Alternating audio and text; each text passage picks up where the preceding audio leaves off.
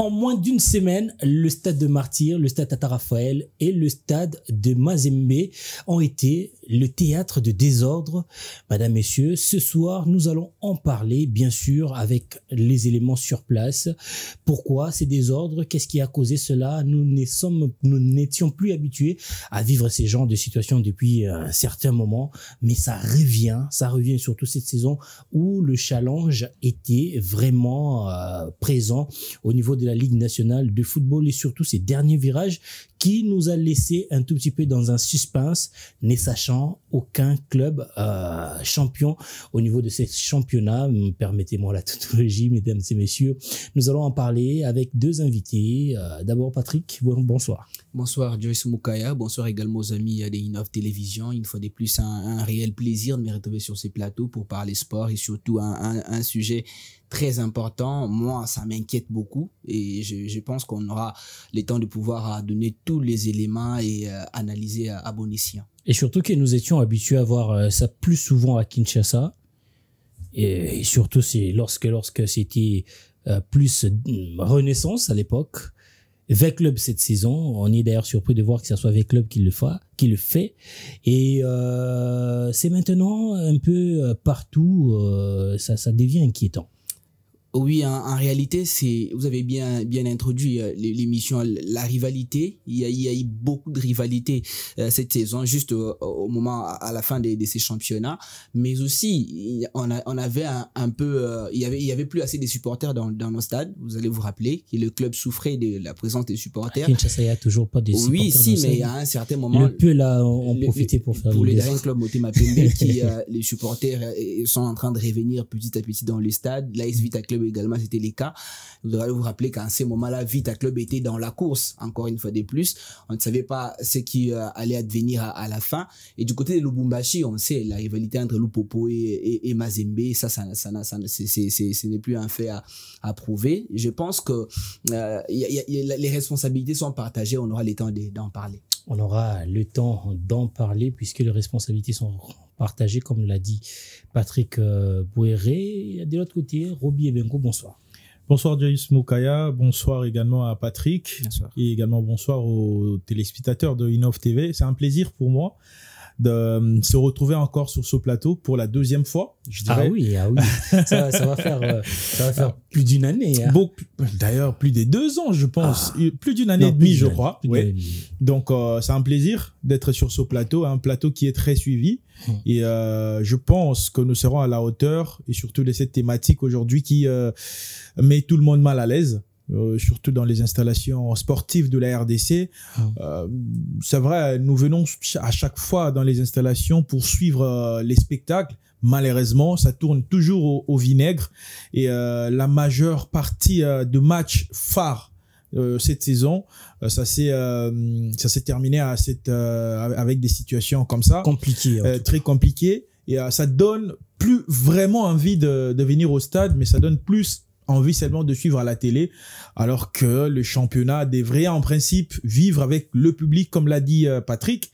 Et avant, on voyait, il y avait beaucoup de monde. Souvenez-vous, DSMP, Mazembe, DSMP avec club au stade de Martyrs des années 2000, 2001, 2002. Ce n'est plus le cas comme aujourd'hui. À l'époque, vous venez à suivre un match, même en 2005, DSMP V-Club, déjà à 10h, le stade est plein. Ah oui, alors que le match, c'est à 15h30. Renaissance. Même Renaissance, à l'avènement de Renaissance, même pendant les Pefkin, cette équipe a fait vibrer du monde au stade. Mais aujourd'hui, avec les événements comme ça qui se succèdent, et chaque saison, ça donne plus envie. Et je pense qu'on aura beaucoup à parler sur ce plateau. Beaucoup à dire. J'aurai d'ailleurs la première question qui sera pour Roby, mais d'abord, après cet élément de Claudia Mangoulé et Samuel Moutoni.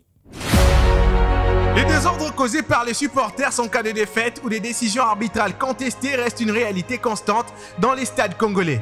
La Linafoot traîne ce mal depuis des années sans que des solutions durables n'aient été apportées. Chaque saison, des matchs dégénèrent, témoignant d'un climat d'intolérance et d'impunité.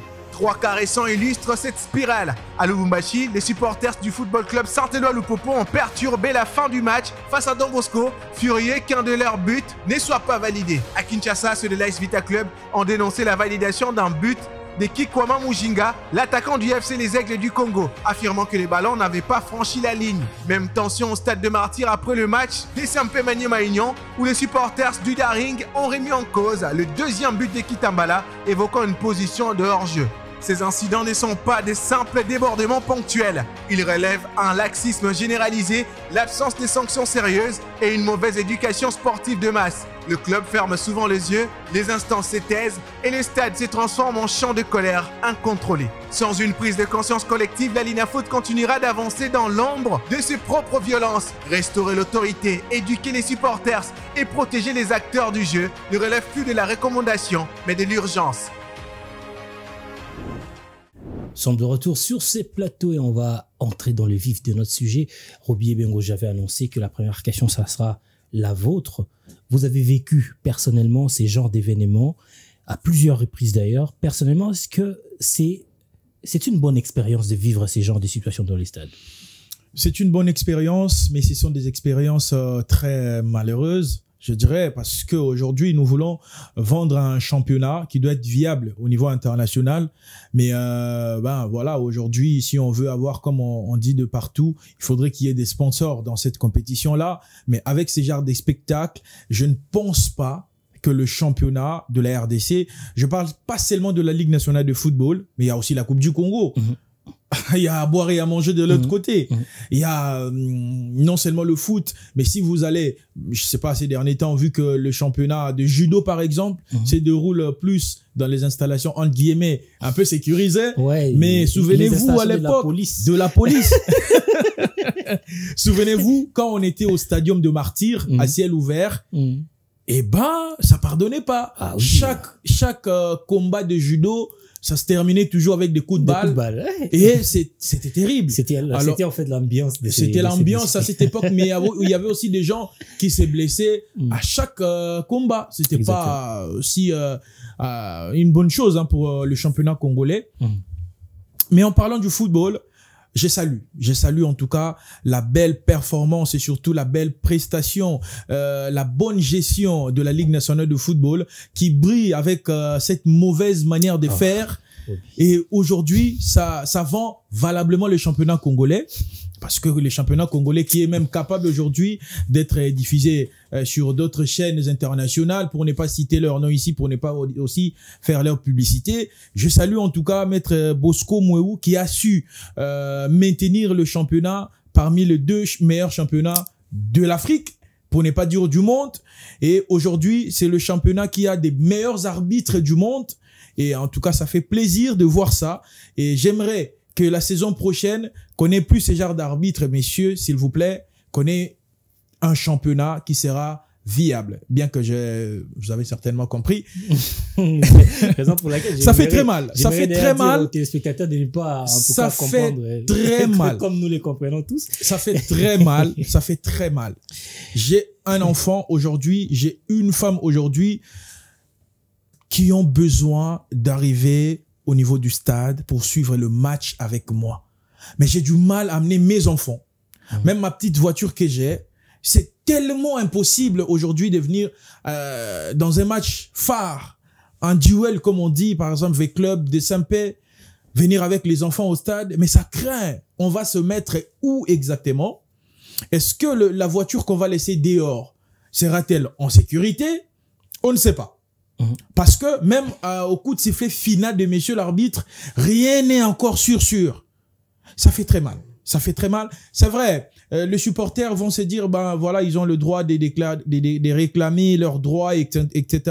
L'arbitre a commis des erreurs. C'est vrai, il y a aussi des arbitres aujourd'hui qui font la fierté de ce football. Il y a Pedro Munganga par exemple. C'est parmi les meilleurs sifflets de la saison.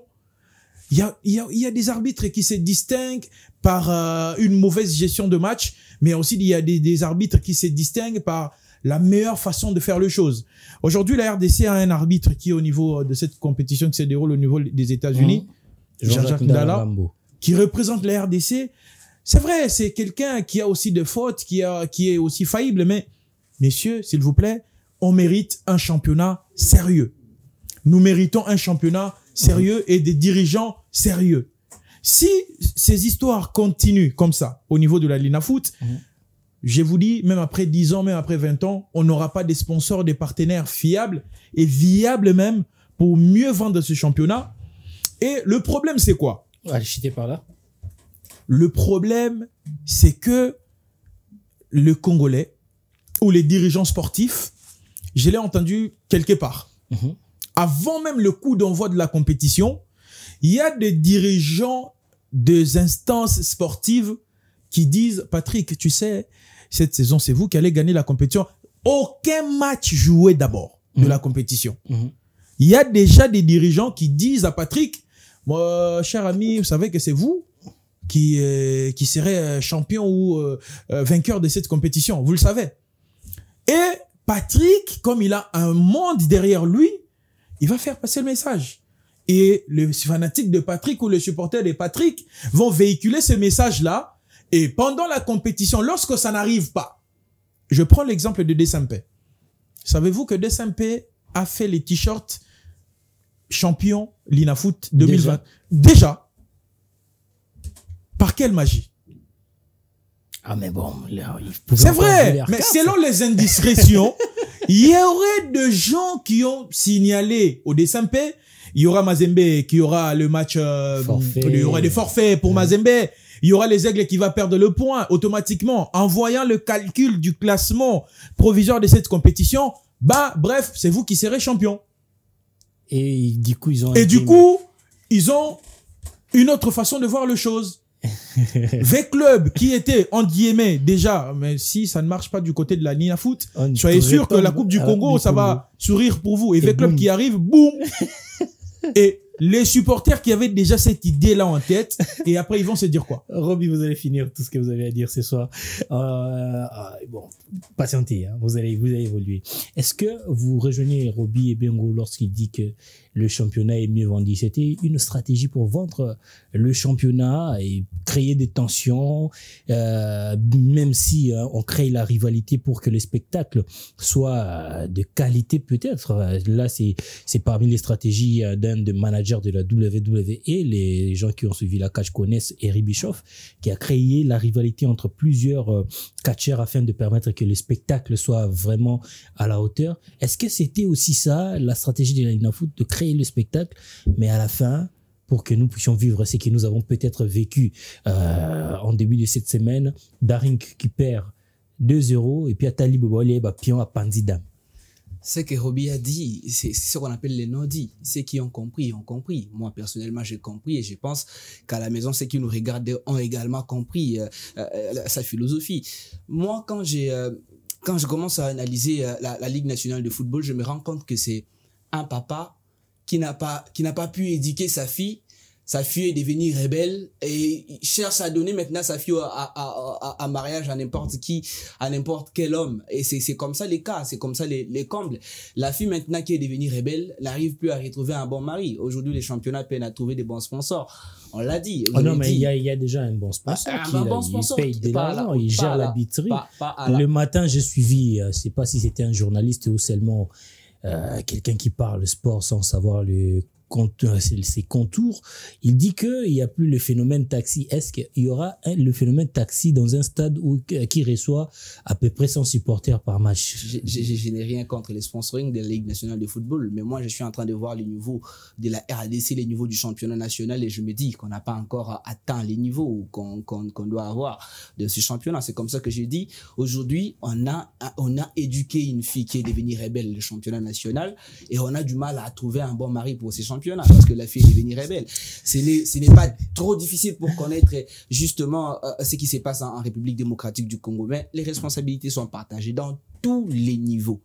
Dans tous les niveaux. Vous avez des dirigeants sportifs qui n'arrivent à faire des réclamations que lorsque les cas concernent son club.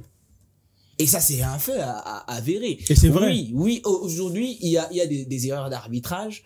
Oui, on peut comprendre qu'il y a certains supporters sont en colère lorsque ça ne carbure pas sur le terrain, lorsque les arbitres arrivent à commettre des fautes. Mais qui dénonce? Vous verrez que le seul dirigeant qui va dénoncer, c'est les dirigeants lésés. Et c'est ça, c'est un fait avéré. Pourtant, ils ont une commission, je sais pas, on appelle ADEFCO. Ils se réunissent en association. Lorsqu'ils se réunissent, qu'est-ce qu'ils abordent comme sujet, comme question? Et ça, moi, je suis inquiet. Moi, j'aurais voulu voir les dirigeants être en solidarité lorsqu'un arbitre arrive à faire, parce qu'il y en a des arbitres, il y a des cas de récidives, des arbitres qui arrivent à gâcher des fêtes avec des décisions litigieuses, et comme ça les supporters arrivent à créer des tensions, des troubles. Mais qui est-ce qui sont à la base de ces actions des arbitres? Ce sont les dirigeants que vous demandez à ce qui... Mais ce sont eux. C'est comme ça que j'ai dit. Au début de la saison, il y a eu une réunion. Les indiscrétions, il y en a eu. Les fuites d'informations qui sont sorties. Où le président Bosco Moyou, qui Roby d'ailleurs a félicité au début de l'émission, qui a dit, et même a cité certains dirigeants. Je n'aimerais pas citer les noms de ces dirigeants, parce que, bon, je n'aimerais pas. Il a cité tel et tel dirigeant.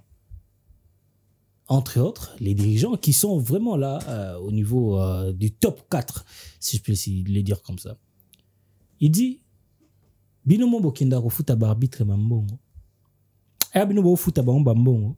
Bah, baby, ça va match, c'est pas un problème. Et lorsque Bamisu Bafuta Bambongo, bah, comme baby, ça va match, c'est là que vous montez au créneau pour venir dénoncer. Est-ce que sur ces points-là, le président Bosco avait raison ou pas? Mais oui, le président a bel et bien raison, parce que c'est un fait avéré. C'est un fait avéré. Pourquoi il prend pas? Parce qu'il a l'information. C'est là que sa responsabilité. Quand je disais que les responsabilités sont partagées, c'est notamment avec ces cas. Vous êtes un président, on vous a informé d'un fait. Normalement, j'aurais voulu voir les présidents Bosco diligenter l'enquête pour établir les responsabilités. Donc, il faut attendre Romé Molina. Mais Romé Molina aussi a fait des révélations jusqu'à aujourd'hui. Les enquêtes sont restées pendantes. Donc, moi, je pense que le président Bosco a une part des responsabilités. C'est lui qui gère les championnats. S'il est informé d'un fait, il doit diligenter l'enquête directement pour nous permettre justement d'avoir des éléments probants. Et je parlais des responsabilités partagées. Du côté des supporters aussi, ce n'est pas parce qu'un arbitre a justement bousillé un match ou n'a pas fait son travail comme il faut qu'on doit arriver à des scènes comme on a vu hier au stade des Martyrs. Ce n'est pas toujours que les arbitres qui sont à la base de ça. Effectivement, non, je suis en train de prendre des responsabilités par-ci par-là.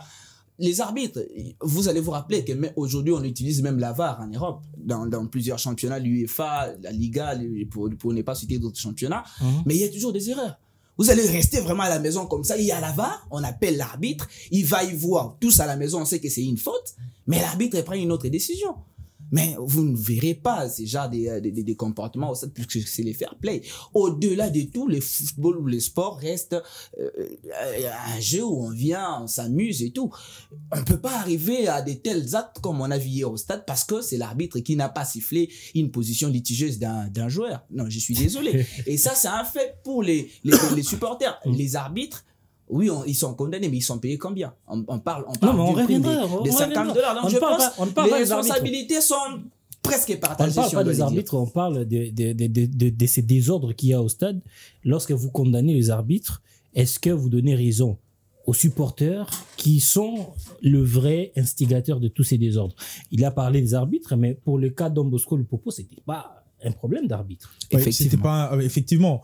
Mais le problème, c'est que c'est l'organisateur du championnat. L'organisateur du championnat, est-ce que lorsqu'il y a des désordres, est-ce que les équipes sont sérieusement sanctionnées? Le problème, c'est aussi ça. C'est d'ailleurs le Connor qui demande le sanction pour les en équipes, plus, alors que la Linafoot n'a rien dit. Muette. La Linafoot est toujours très rapide à sanctionner les arbitres qu'est le club. Aujourd'hui, il y a un arbitre qui a écopé de 12 mois de suspension. Mais l'équipe qui a joué contre en fait les deux équipes, quelle a été leur sanction? Les sanctions fantaisistes sur papier qui ne sont pas respectées. S'il vous plaît, si nous voulons arranger les choses, il faudrait taper le poing sur la table. Aujourd'hui, à la Linafoot, j'ai honte. D'ailleurs, je ne peux même pas aller suivre le match de SMP Rangers. Jamais. Même si on m'ait donné 100 ou 10 000 $ pour aller commenter ce match-là, je pars pas. J'ai honte d'aller suivre le match Mazembe Don Bosco. C'est connu. C'est connu de tous. Ce sont des matchs arrangés. Pendant la phase classique, aller suivre le match New Jack de SMP.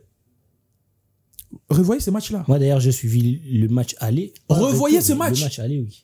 Mais pourquoi est-ce que la Linafoot est incapable? Raison pour laquelle je salue encore Maître Bosco Mouéou. On l'appelle maître parce que c'est vraiment un juriste des formations qui est capable de voir. Mais il est ivoirien. Ah non, mais quand même. S'il vous plaît. Non, parce que, est-ce que la Linafoot, on parle d'un dirigeant quand même. La Linafoot est incapable de mener des enquêtes approfondies pour déceler que tel match et tel match ou telle équipe et telle équipe sont en train de manigancer leurs résultats au profit d'une autre équipe. Est-ce que nous sommes ici sur le plateau avec la petite expérience que nous avons en matière sportive. Nous n'avons pas cette possibilité-là. Alors que eux, ce sont des avérés dans ces domaines. Des experts à la matière. Aujourd'hui, qui, entre vous et nous, qui peut enseigner le football à Bosco Mouéou? Qui peut enseigner le football à Innocent Kibundulu, qui gère le secrétariat aujourd'hui de la fédération? Est-ce que ces gens-là sont vraiment incapables de déceler que telle équipe et telle équipe sont en train de manigancer les résultats d'un match? Est-ce que c'est vraiment impossible? Voilà les désordres. Si on veut seulement aller au niveau des supporters aujourd'hui, qui sont déjà, avant même le coup d'envoi de cette rencontre-là entre Maniema Union et SMP, il y avait déjà des tensions même avant le match. Les supporters de SMP étaient déjà montés parce qu'ils avaient déjà une idée en tête, calquée, qu'aujourd'hui on va gagner ce match parce qu'on nous avait promis qu'on sera à la tête de ce championnat. Exactement. Et quand ça arrive, comme vous l'avez dit, 2-0, ils se disent, tout Pantara à Mugaga. Et c'est pas seulement des SMP. Il y a V-Club qui a fait ça face à les Aigles du Congo. Exactement. Je suis en train de mentir ou j'ai dit autre chose? C'est ce qui s'est passé. Mais quelle a été la sanction à l'endroit de cette équipe-là de V-Club? Quelle a été la sanction? Déjà, quand vous donnez l'exemple à une équipe, oui, on accepte de frapper d'abord cette équipe et les autres vont suivre. Et si les équipes ne sont pas sévèrement sanctionnées, même si on parlait aujourd'hui... Vous vous souvenez de l'époque Renaissance, lorsqu'il y avait ces genres de désordre et que Renaissance qui était à la base, il y avait des sanctions qui arrivaient avec une célérité. Si ça se passe aujourd'hui, les soirs, déjà vous avez... Renaissance a failli être relégué en division inférieure, radié même. Mais pourquoi est-ce que V-Club de SMP Mazembe ne mérite pas ces sanctions? Mais Bosco, on dit que c'est... Non, on dit, voilà, vous m'interdisez de s'attaquer à ces gens, mais vous m'ajoutez encore des choses, des armes. Vous m'armez encore, vous me donnez encore des munitions. Mais c'est pas possible. Nous voulons un championnat sérieux. Parce que, aujourd'hui, on a eu un ancien ministre des Sports qui était un ancien journaliste. C'est-à-dire, vous et nous sur ce plateau, demain ou après-demain, nous pouvons gérer aussi ces instances sportives. C'est-à-dire, aujourd'hui, nous devons être sévères, sérieux, pour que nous puissions sauver notre sport. Je ne parle pas seulement du football, parce qu'en RDC, nous avons cette facilité quand on parle de sport, on voit plus le football. Alors que les sports, il y a le volley, il y a le basket, il y a le judo. Et si aujourd'hui, nous mettons vraiment des choses sérieuses au niveau de la Linafoot, et moi, je vais aller un peu plus loin, que le ministère des Sports ne soit pas seulement un ministère fantaisiste et bureaucrate diplomatique. Il faut qu'il y ait même un suivi approfondi. Exactement. Parce qu'aujourd'hui, quand le championnat est en train de peiner, il y a eu quelques temps ici où les ministères des Sports ou le gouvernement congolais, entre guillemets, prenaient en charge les équipes pour leur déplacement. 15 billets pour chaque équipe qui doit faire un déplacement vers une province à une autre. C'est-à-dire, le ministère des Sports a une part des responsabilités dans la gestion du sport congolais. Pourquoi ne pas suivre?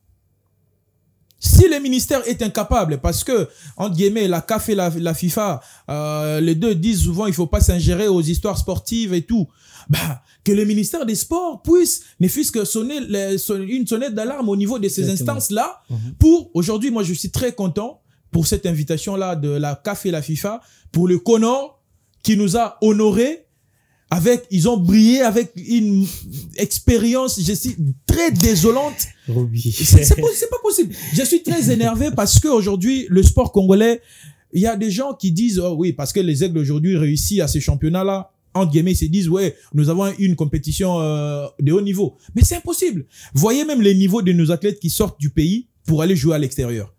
Quel est leur niveau? Non, mais on a déjà vu lors du CAN U20, on a vu les joueurs qui sont venus de la Ligue 1, comment ils étaient nuls. Très nuls. Jules Aouka qui venait de la Ligue 2, de la Ligue 2 qui a excellé. Ça fait très mal. Joyce Mukaya, Patrick, ça fait très mal. Aujourd'hui, je rappelle encore, lors des dernières journées de la Ligue nationale de football, si on fait pas attention, on va encore vivre ces histoires. Parce que, si vous voyez les classements de cette compétition, rien n'est encore vraiment défini net. Ouais, exactement. Il y a encore... Le seul championnat au monde où on arrive à cet tel niveau, on n'a même pas un championnat, on ne connaît même pas le champion, on ne connaît ni le premier, ni le deuxième, ni le troisième. Et le problème encore, peut-être pour terminer, et Patrick va intervenir, c'est l'interprétation des textes qui pose problème. Voyez, vous allez voir à la fin comment ils vont boutiquer les choses là. Si ces équipes-là avaient le même nombre de matchs, le même nombre de points, le même nombre de joueurs, et là, ils vont hypothéquer et boutiquer les textes qui n'ont jamais existé et qui vont exister pour justement départager ces équipes-là. C'est de l'incompétence tout carrément. Ce qui m'inquiète, c'est qu'au niveau de ces instances-là, on a des juristes. On a des juristes. Et vous les appelez aussi maîtres. C'est qui doivent faire. C'est pas possible. Mais son Baba maître. Baba maître. On va revenir après sur les causes des désordres dans les stades du TP Mazembe après le match Don Bosco Lupopo. On va vraiment entrer dans ces dossiers-là après, mais quand même, on doit revenir sur la situation qui s'est déroulée au stade de Tata Raphaël jeudi 19 juin lors du match OC Elite MK Toncheti. L'arbitre Jean-Pierre Kabangou, l'un des meilleurs sifflets du pays, a été roué de coups. Il a même failli laisser sa vie dans ces stades. C'était une arène pour lui ces jours-là où il voyait en même temps Martin Bakole et Anthony Joshua en train de lui donner des coups. Il a perdu même, il avait perdu conscience. Après, il a été évacué par les services d'urgence. Heureusement, il se porte bien. Mais on a parlé de la Linafoot. Ça s'est passé au niveau aussi de la Coupe du Congo. Jean-Pierre Kabangou, l'un des meilleurs arbitres. Je ne sais pas si vous vous souvenez de cet arbitre. Lorsqu'il prend une décision, voilà, c'est cet arbitre-là. D'une manière spectaculaire. Spectaculaire. Il a été roué. Pourquoi? Parce que il y a eu cette erreur d'inattention où une main d'un défenseur de MK Toncheti n'avait pas été aperçue. Il n'a pas sifflé. Il n'y a pas eu la VAR. C'est ça. Et puis les supporters se sont enflammés. Ils nous oublient que Léo Messi a marqué un but comme ça. Diego Armando Maradona également a marqué un but comme ça. En Coupe du Monde. Et ça a échappé à tout le monde. Non, mais on parle des faits antérieurs. Aujourd'hui, j'ai donné l'exemple de la VAR. Mais c'est toujours difficile. On n'a pas la VAR. Ce sont des humains. Dans les cas pareils. Aujourd'hui, on est encore je dirais, ça c'est la version antique des choses. On est en train de faire avec des arbitres qui ne sont pas aidés. Et justement, avec la vidéo. Et les supporters doivent arriver à comprendre cela. Mais au-delà de ça, je dis, on a des dirigeants qui organisent des compétitions à peu près. Parce que lorsque vous organisez une compétition, le niveau sécuritaire doit aussi caractériser ces championnats. On a parlé, il y a eu la rencontre le mardi dernier du côté du stade entre Mazembe et entre Lupopo et Mazembe au stade Kibasa. Mais je vous dis que les supporters ont eu peur même d'aller chercher à faire n'importe quoi. Pourquoi? Parce que le niveau sécuritaire a été renforcé. On a vu des éléments de la garde de la République au niveau du stade et les supporters ont eu du mal. Moi, j'ai suivi les réactions des gens sur les réseaux sociaux et vous voyez vraiment que les gens ont peur d'aller au stade et aller faire n'importe quoi. Pourquoi c'est pas les cas ici à Kinshasa? C'est là la question. C'est là la question que je me pose. J'étais au stade, Roby. Je ne savais pas. En tout cas, c'était par manque de certaines informations. Je ne savais pas que l'équipe de Simba avait raté son avion pour Kinshasa pour venir affronter Daring. Bon, je me suis dit c'est un bon match. Je veux aller suivre comme Daring qui fait aussi une belle saison. J'arrive au stade, je trouve qu'il n'y avait pas assez de supporters. Il était déjà 15 heures. Je trouve qu'il n'y avait pas assez de supporters. Je me suis dit, bon, peut-être les supporters, ils ont décalé les matchs à 16 heures, peut-être, parce que la Ligue foot brille souvent dans ces genres de situations. Je reste quand même dans les stades. Et puis, à un moment, je vois les joueurs de Daring entrer pour l'échauffement. Ils n'ont pas fait 10 minutes à l'échauffement. Ils sont rentrés dans le vestiaire. C'est là que je pose la question, mais Simba n'est pas arrivé. Non, Simba y était.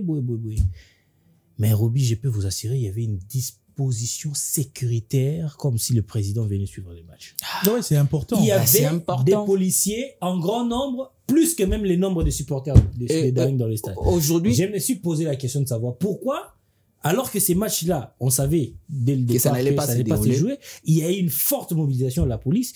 Et là, pendant qu'il y a match Maniema-Union Daring, vous allez en parler bien sûr, il n'y avait pas une forte mobilisation de la police. C'est une question de sécurité tactique aujourd'hui au niveau de... Non, on n'entre pas dans ça. Non, dans le football, quand je parle de sécurité tactique, ceux qui suivent les matchs dans les stades font partie de la population congolaise.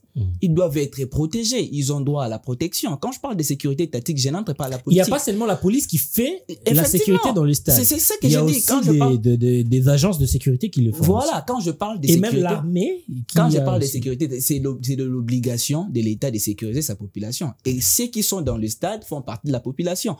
Aujourd'hui, en Europe, ils ont développé même des systèmes de vidéos. Ils suivent de partout le mouvement de ce qui se passe sur les gradins. Ceux qui sèment des troubles, ils sont sanctionnés. Ils ont l'interdiction d'accès au stade. Ils ont et ils peuvent même faire la prison. Aujourd'hui, c'est possible en Europe de développer ce genre de choses. Mais chez nous, parce que on a des difficultés sur le plan technologique pour aller faire ces histoires-là, l'État doit quand même penser à protéger sa population dans le stade, à renforcer la sécurité.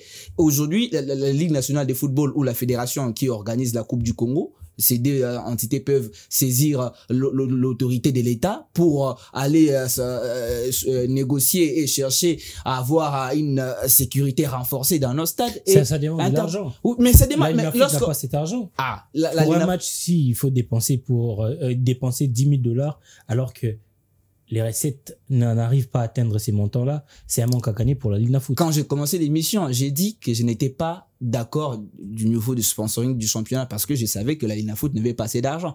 Mais si vous avez des autorités ou des dirigeants qui se contentent du minimum, que voulez-vous? Roby, on revient sur l'aspect sécuritaire. Vous allez en tout cas ramasser le tout. Moi, j'étais présent dans un match ici à Kinshasa. Je ne vais pas dire les noms de deux équipes, mais vous allez comprendre qu'il s'agissait aussi des Lupopo parce que il y a eu le gouverneur Jacques Kaboula qui était au niveau de la tribune d'honneur qui suivait son match. À la pause, son équipe perdait 1-0. Il a voulu aller rejoindre ses joueurs au vestiaire, mais il a été bousculé même par les supporters de l'équipe adverse. Il a été bousculé. Un gouverneur. C'est un gouverneur qui était censé avoir des gardes avec lui. Et après, on a banalisé, on a dit, mais c'est Lupopo qui joue à Kinshasa, on a laissé passer. La même formation par jouer à Lubumbashi, les supporters de Lupopo font la même chose. Pas au président, mais à l'équipe. On en a fait un scandale. Qu'est-ce qui se passe exactement? Et pourquoi aujourd'hui les supporters ne viennent plus au stade? La Ligue foot n'a plus de recettes et ne peut plus garantir la sécurité de peu de supporters qui viennent régulièrement au stade. Oui, je pense que le problème sécuritaire dans les installations sportives aujourd'hui, surtout de Kinshasa, pour ne pas parler des autres provinces, c'est ça fait très mal. Moi, je sais pas comprendre aujourd'hui quels sont les efforts fournis par la Ligue foot pour mieux d'abord. C'est vrai, vous allez parler du gouvernement, vous allez parler de l'État congolais. Non, on n'entre pas dans ça. On n'entre pas dans ça. Mais quels sont les efforts fournis d'abord par l'organisateur pour assurer la sécurité? Selon la FIFA et la CAF, ils ne veulent pas voir les tenues, je dirais, de, entre guillemets, police, militaires, etc., à l'intérieur du stade. Ils ne veulent pas. C'est ce qui est dit. Ici à Kinshasa, c'est visible. Ici à Kinshasa, c'est visible. Bon, comme c'est visible, Nous avons aussi notre façon de voir les choses. Et nous savons comment est-ce que nos supporters réagissent. Nous avons le stade de Martyrs de la Pentecôte, l'entrée 12, l'entrée 14, là où il y avait club. L'entrée, là où il y a l'entrée principale, l'entrée des vestiaires. Ouais, de l'autre côté. Je crois entre 4 ou 5. Quelque chose comme ça. On connaît, c'est là où les supporters ont l'habitude de descendre. Parce que ce n'est pas dans toutes les entrées où les supporters ont la possibilité de descendre. Pourquoi ne pas renforcer la sécurité à ce niveau-là? Roby et Bengo, pendant les Jeux de la francophonie, c'est pas la police qui a assuré la sécurité. Vous avez vu ceux qui ont assuré la... C'est ça que je dis. Au niveau, il y avait les moyens. Il y avait les moyens aussi. Mais c'est ça les moyens qu'on donne à la police aussi. Non, donner. L'autre fois, entre le match entre De Saint-Pé et V-Club, le chargé de sécurité, maître, le major Rémi Kanza, s'est dit, j'étais dans l'incapacité de sécuriser l'équipe parce que le nombre des éléments j'avais en ma possession n'arrivait pas à pouvoir sécuriser cette rencontre-là. Mais je vous dis, c'est pendant cette rencontre-là entre De Saint-Pé et V-Club, je dirais du côté de V-Club, il n'y avait pas du monde. Parce qu'à cette époque-là, Amadou Diaby gérait V-Club, il n'y avait pas beaucoup de gens. Il y a aussi cette politique-là, cette mauvaise façon de voir les choses. C'est-à-dire, on laisse qu'ils le fassent ce qu'ils veulent. Nous, on va obtenir un résultat autre sur le terrain. Parce que ça doit faire partie des stratégies. Des stratégies. Voilà pourquoi j'insiste encore que l'organisateur puisse prendre les choses en main. Mon ami a parlé de la viabilité de moyens. Est-ce que la Linafoot se donne à fond pour mieux vendre ce championnat? C'est ça aussi le problème. Qui cherche un mari, qui va l'épouser? Qui va l'épouser? Vous voulez mal vendre l'image de votre championnat et vous voulez obtenir des moyens. C'est inconcevable. Déjà avec le peu qu'ils ont, ils sont pas capables de mieux gérer ça. Et quand il y aura des millions, déjà, entre guillemets, c'est pas les $100 000 qui est donné par Illico Cash. C'est pas les $100 000. C'est au-delà même de ces 100 000. On parlerait d'1 million mis par Illico Cash pour ne pas faire la publicité parce que c'est Illico Cash Ligue 1. Mais est-ce que les dirigeants de la Linafoot ont dit exactement la vérité sur la somme perçue par Illico Cash? Et comment ils utilisent pour parler aujourd'hui du niveau sécuritaire? Moi, je salue en tout cas. Aujourd'hui, si vous voyez le match entre quand il y a Maniema Union qui joue, l'équipe de Maniema Union aussi prend une part des responsabilités pour assurer la sécurité. Vous allez voir, entre guillemets, il y a des tenues un peu différentes qui assurent la sécurité. Et quand vous venez suivre le match de Maniema Union à Kinshasa, il faut venir avec beaucoup de prudence. Nous connaissons notre façon de vivre ici en RDC. Adaptons ça. Écrivons une lettre. Pourquoi est-ce que cette instance est incapable d'écrire des lettres, de faire des recommandations? Dans chaque règle, il y a toujours des exceptions. Exactement. En RDC, quand on n'a pas cette possibilité-là, faisons appel, soit. Parce que à Kinshasa, quand on voit une tenue verte, vous avez plus de respect que la tenue bleue. Vous comprenez? Oui, c'est clair. C'est clair. Même sur la route, quand les chauffeurs font n'importe quoi, quand il y a la tenue bleue, c'est autre chose. Mais quand c'est la tenue verte ou un peu foncée là, c'est autre chose. Donc, on a la possibilité de redresser les choses dans nos installations sportives avec beaucoup plus de volonté avec les dirigeants de la Linafoot en mettant des stratégies en place, notamment en faisant une demande officielle au niveau des instances supérieures, notamment à la CAF et à la FIFA, que compte tenu du comportement de nos supporters, les brigadiers, comme on les appelle les stadiers, ne seront pas en mesure d'assurer la sécurité avant, pendant et après les matchs. Nous sollicitons officiellement l'apport de militaires, bien qu'il n'y aura pas des armes qui vont entrer justement dans les installations sportives, mais il y a aussi il y a plusieurs choses qui peuvent assurer la sécurité tout en étant présents avec ces militaires. Et là, on aura la possibilité de gérer un peu les supporters qui sont parfois, je dirais, émotionnés et pris par les émotions, surtout avec les décisions des arbitres, comme l'a dit Patrick. Moi, j'ajoute rapidement par rapport à ces désordres au stade. d'un autre côté, on doit aussi voir la mauvaise volonté des supporters. Vous ne verrez jamais les supporters de Mazembe faire les désordres dans le stade Kamalondo. S'il vous plaît. S'il vous plaît. Vous ne verrez jamais les supporters du tout puissant Mazembe créer des désordres et casser les chaises du stade TP Mazembe. Pour vous créer les désordres, c'est seulement casser les chaises. Non, quand on crée des désordres, quand on arrive à descendre sur le terrain et à se battre, c'est un désordre. Mais vous ne verrez jamais. Vous n'avez pas vu un match Vita Mazembe à Lubumbashi être interrompu pendant plusieurs minutes parce que les supporters de Mazembe sont descendus sur terre. Non, je parle pas des cassés. Non, mais les désordres, ce n'est pas seulement cassé. Oui, non. Mais c'est un aspect. Ce n'est pas seulement cassé. Je ne suis pas d'une manière générale. Je suis en train de parler d'abord. On parle d'abord à mettant de côté l'aspect physique, le danger physique que courent les gens qui viennent assister au stade, on a aussi des infrastructures à protéger. Ouais. Ça, on doit le dire. Quand je parle des désordres et de la mauvaise volonté des supporters, c'est sur les côtés infrastructures et non sur les côtés physiques. Oui. Et voilà là où je suis en train de dénoncer. C'est là que je suis en train de dénoncer pour dire c'est la mauvaise volonté des supporters. Si aujourd'hui, les derniers clubs Motema Pembe l'AS Vita Club, l'un de ces clubs-là avait son propre stade, ils allaient être eux-mêmes les premiers protecteurs de ces infrastructures. Mais pourquoi pour le stade des Martyrs, ils viennent saboter? Et c'est ça, c'est ce qui dénote la mauvaise volonté. Et quand ils sabotent, ils ne sont pas sanctionnés. Et voilà. Et c'est vraiment sanctionné. Aujourd'hui, on est en danger puisque la RDC va jouer au mois de septembre un match très important face au Sénégal. Et allez regarder ce que les supporters du DC ont saboté hier, le mardi dernier au stade des Martyrs. C'est désolant. Les supporters des Lupopo qui viennent faire n'importe quoi au stade Mazembe et le match Lupopo Mazembe au stade Kibasa, rien ne s'est fait. Et ça démontre la mauvaise volonté. C'est là que les dirigeants de club doivent également intervenir.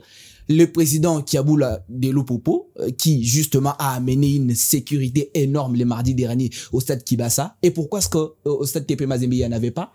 Deux poids des mesures. Non, mais c'est une réaction à posteriori. Ce sont les dirigeants du stade qui doivent organiser la sécurité. Non, parce que les équipes qui reçoivent aussi. S'ils veulent que ça soit la police, ils doivent écrire parce que c'est un fait privé. Effectivement. Ouais. Mais le président Kiaboula, au-delà d'être président de Lupopo, c'est aussi... L'État Sibasa Maliba appartient à l'État. Voilà. Ouais. Mais l'État n'a pas que l'obligation de protéger ce qui appartient à l'État, même pour les privés. Ça, on doit se le dire. Même pour les privés, l'État a l'obligation aussi d'assurer. Parce que c'était un match très important. On va pas dire parce que c'est un club privé, parce que c'est un stade privé, on laisse que les gens meurent ou qu'il y ait des désordres. Attendez, Patrick, tu as ta propriété, ta maison, et puis l'État vient et dit, bon, ok, je mets un sous-siège dans ta maison. Et après, lorsque quelqu'un va décéder, l'État viendra faire les constats. Non, il faut pas oublier que le sol et le sous-sol l'État viendra faire l'enquête et arrêter. Non, mais...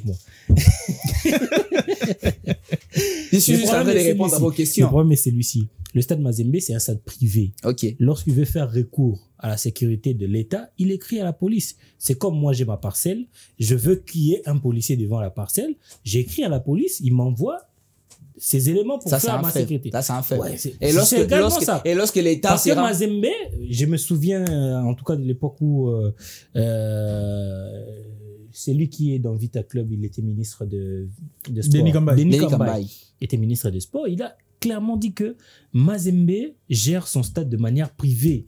Il ne fait pas recours à la police. Vous avez raison. Il reçoit même les recettes. Mazembe ne fait pas de rétrocession. Vous avez raison sur le plan administratif. Ouais. Mais vous allez vous rappeler avec moi qu'à tout moment où les dirigeants de Lubumbashi sentaient qu'il y avait de l'insécurité pour un match, Lupopo Mazembe ou Lupopo Don Bosco ont délocalisé les matchs. Et c'était pourquoi? C'était pour éviter les désordres. L'autorité est là pour anticiper les faits. On sait que un match Lupopo Don Bosco ou Lupopo Mazembe, il y a de la tension. On va pas laisser les choses se dérouler comme ça, que c'est parce que Mazembe gère son propre stade. Non, l'État est là pour, je l'ai dit, je les répète, l'État est là pour sécuriser sa population. Et lorsqu'on sait que c'est un match avec un enjeu de taille, comme ce fut le cas le mardi dernier, je me dis que le gouvernement provincial de Lubumbashi devait, normalement avec la mairie de Lubumbashi, devait une fois en amont, prendre les dispositions pour qu'il n'y ait pas de désordre. C'est là que je dis, il y a deux poids, des mesures. Pourquoi autant sécuriser les stades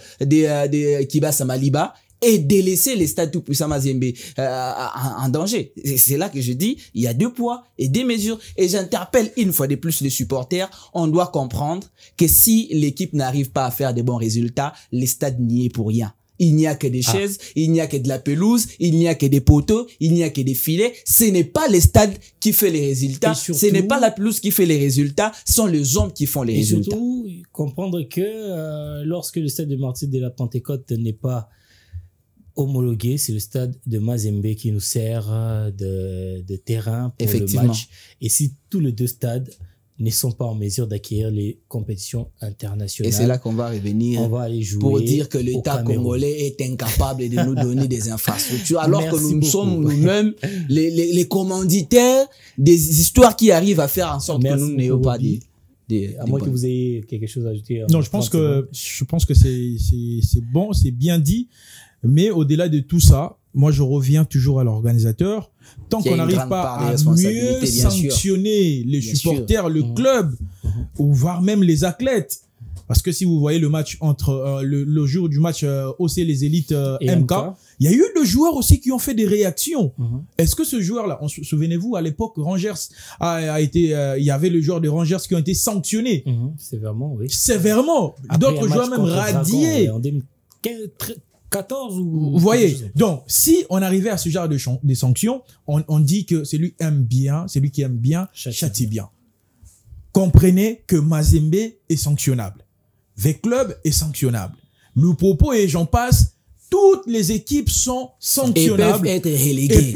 Il faut rajouter ça. Juventus, mon équipe en Europe, a été reléguée. Merci beaucoup, Roby. Merci. Pourquoi pas Mazembe? Pourquoi pas V-Club? Oui, on est arrivé à la fin de notre émission. Vous avez compris que nous avons parlé de ces désordres qui ont émaillé nos stades, le stade de Martyrs, le stade Tata Raphaël et le stade tout-puissant Mazembe Englebert. En moins d'une semaine, nous avons vécu en tout cas des scènes déplorables dans ces stades. Mais bon, on a eu à dire ce qu'on avait à dire en tant que journalistes. Nos analystes ont fait aussi leurs analyses. Malheureusement, nous sommes arrivés à la fin. On ne peut pas aller trop loin. On va se retrouver la semaine prochaine avec le même plaisir pour un tout nouveau numéro. D'ici là, portez-vous bien. Ciao.